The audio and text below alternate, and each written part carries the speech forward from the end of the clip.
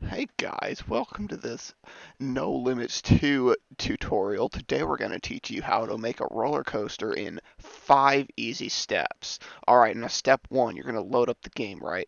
It's pretty easy. Step 2, you're going to hit editor, and then you get into this window.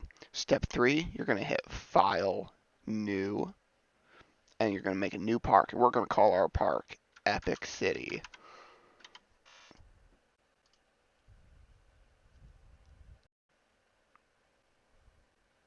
And then it's going to load up. Alright, there we go.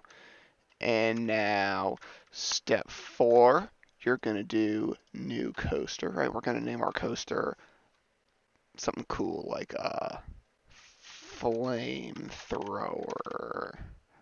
Oh, yeah, alright. And step 5, and you're done. There you go. It's easy, right? Now you got your brand new roller coaster that you just spent hours putting together, and it looks great. And that's how you build a roller coaster in NoLimits 2.